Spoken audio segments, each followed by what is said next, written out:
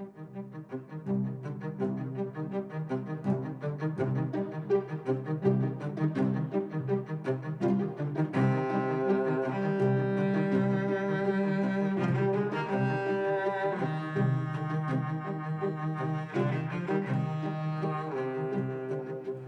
thought I'd join the services to stop terrorism. That being the kind of argument they'd made to me during the recruitment process. I'd obviously raised concerns, the things I'd read about MI5 in the press, and they kind of assured me those things weren't true.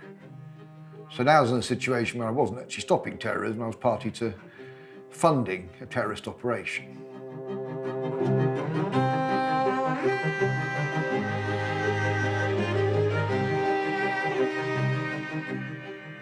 You might have heard many things about David Shayler. Spy, whistleblower, traitor, transvestite, prophet. But very few know the real man. In late 2013, I sat him down in a cell known as the Tank in Highgate, London, and debriefed him on his experiences.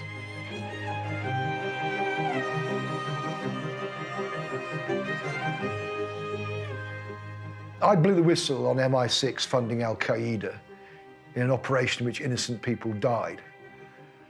I blew the whistle because I believed that a wider audience needed to know what was going on behind the scenes in the British state.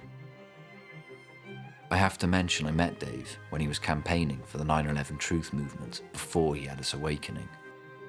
9/11 was used as the excuse for the so-called war on terror, a war on terrorism that has in fact been a war on freedom. The grandson of a parks gardener and steelworker and son of a construction manager and nursery school teacher, Dave spent his formative years in the northeast of England, which made him a lifelong Borough fan.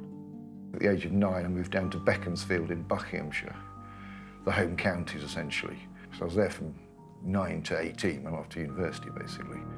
Now, I was never ever a Queen and Country man. In 1991, if someone had told me early that year that I'd worked for MI5 in my life, I would have laughed at them.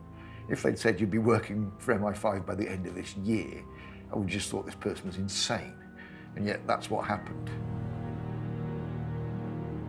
Before his recruitment into MI5, Dave went to Dundee University, where he got a degree in English. During his time there, he spent a year as editor of the student newspaper.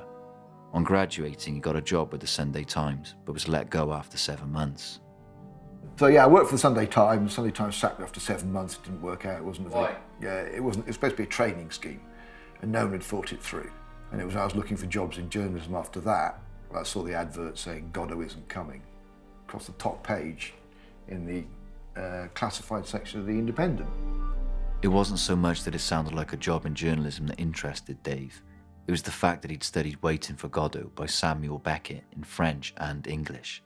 In the play, the eponymous Godot never turns up.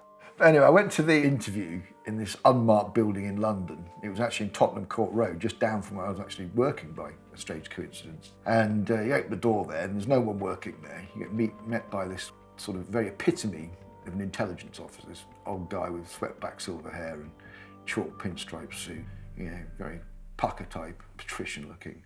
It was the most mad interview, and I sat down and one of the first questions he asked was about my political views when I was 12 and do I have any religious beliefs, So I think it's a bit weird, isn't it?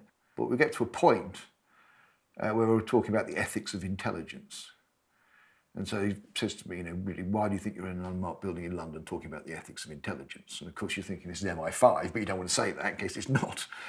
So the guy repeats the question. He said, well, this must be MI5. And he says, yes, and if you have to carry on the interview, you have to sign the Official Secrets Act. So as I do, somebody think, I'm a journalist, what have I just done? Dave began a 7-month recruitment process, which involved a series of security vetting interviews with Dave's friends, and 2 days of intelligence and leadership tests to build a psychological profile of the candidate. And I basically kind of just giving people a story. As long as it's consistent across all your referees, that's fine. And there's obviously been no mention of marijuana. Strangely enough though, just before I joined MI5, so I'd given up my previous job, it was the Friday before I was due to start, I phoned up the last of my referees to see how the interview had gone, and he said, oh, they know you smoke dope. And it was like, what? He denied it all. He said it would never happened in front of me and that kind of stuff, but he said, yeah, no, they're asking all about it. Oh my God, so I was, you know, half of mine, I think I'm going to turn up with MI5 and they're just going to take me to one side and say, "Ha, Shayler, you thought you'd fooled us, but you haven't. We just messed up your life." You know, go, fuck off, kind of thing. They didn't. I kind of walked in that Monday morning, you know, very apprehensive, and that was it. And then it began.